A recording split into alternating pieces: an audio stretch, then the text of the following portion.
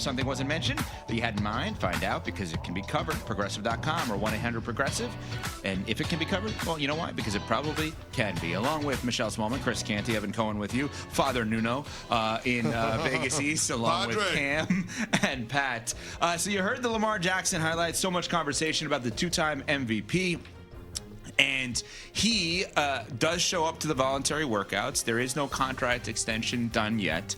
And one of his former teammates, Kyle Van Noy, had an interesting comment about him when he was asked about whether or not there was pressure on him. And he's saying, no, there's no pressure on Lamar to win a Super Bowl. I am getting such a side eye from one Chris Canty. Go ahead. Okay, you want me to read the full quote or no? No pressure on Lamar Jackson to win a Super Bowl. Can we start with Lamar Jackson just getting to a Super Bowl? Oh.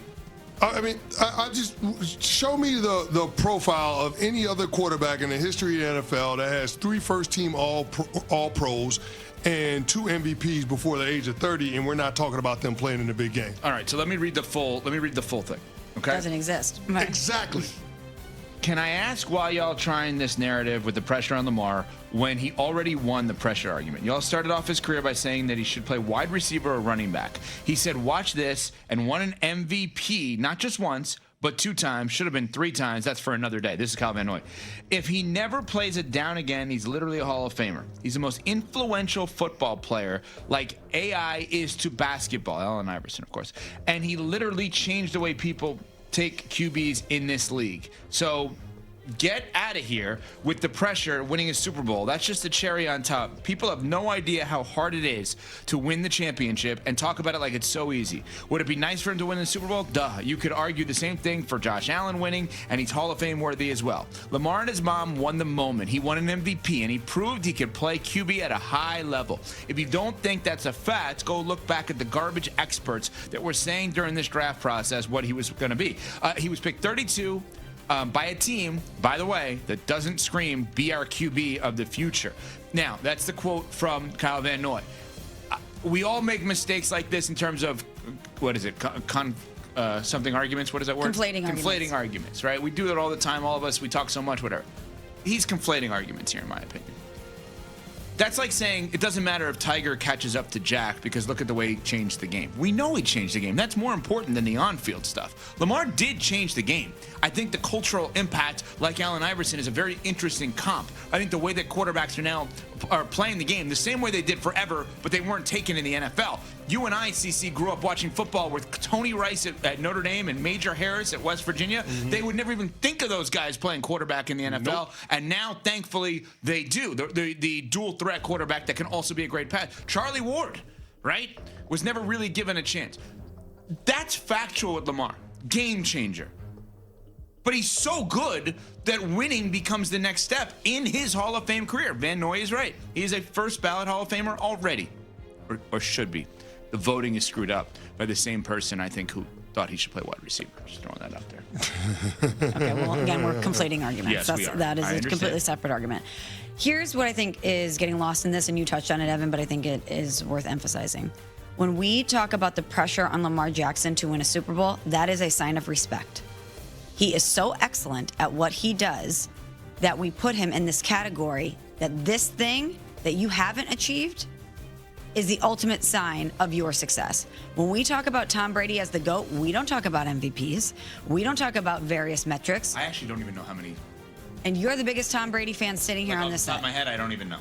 We always talk about the championships. We talk about 7. Well, he's got 3 first-team All-Pros, so I assume he's got 3 MVPs.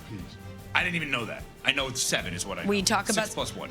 We put Mahomes in the conversation with Tom Brady, and as I've called him, the GOAT in waiting, because of the Super Bowl championships. We don't talk about MVPs. We don't talk about various metrics. It's all about the rings. And Lamar is so talented, he should be in that conversation. He has earned his right into that conversation. And I think the reason we talk about pressure is because we don't want him to be a Dan Marino case study. We don't want to look at Lamar Jackson and say, this is one of the most elite football players we have ever laid eyes on. And what a shame that he never won a Super Bowl, because it validates you in a different way when you win a championship. That's the key word, is validation. That's what it comes down to. Like all of these all-time greats, how great were you? Did you get to the championship rounds? Were you able to win it?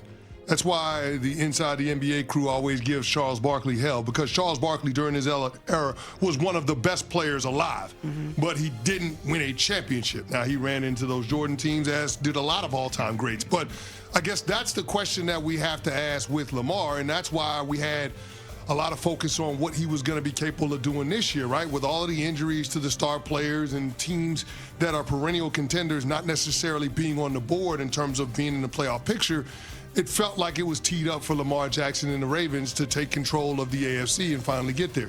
It didn't happen.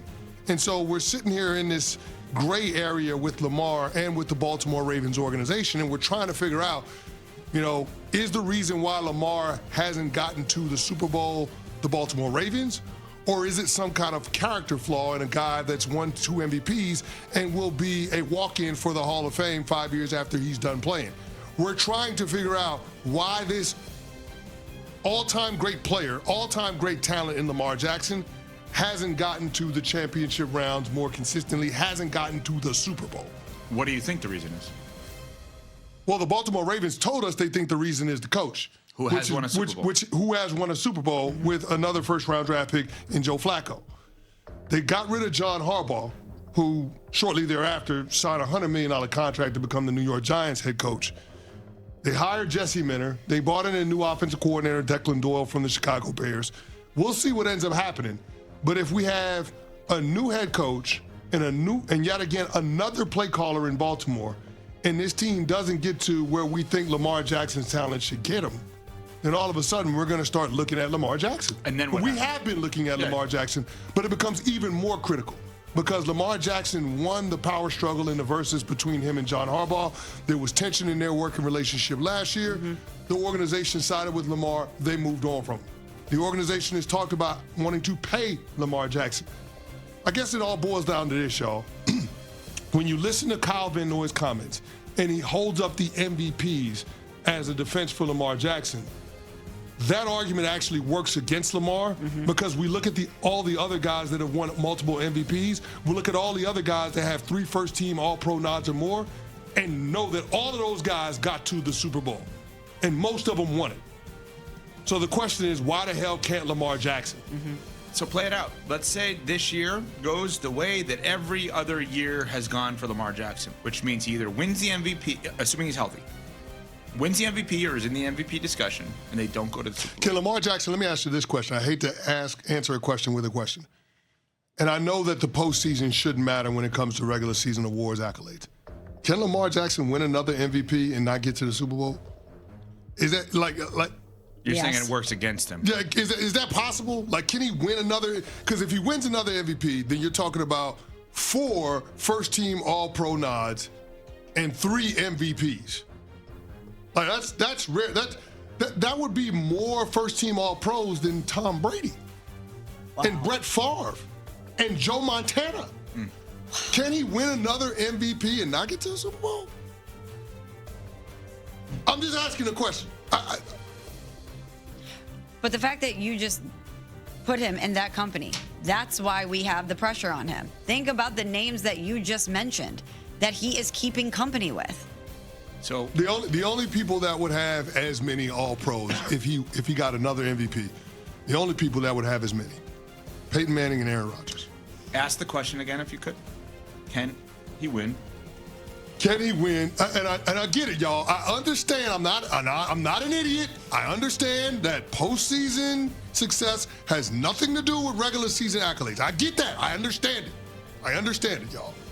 I'm just asking the question, can we really live in a world where Lamar Jackson gets another MVP,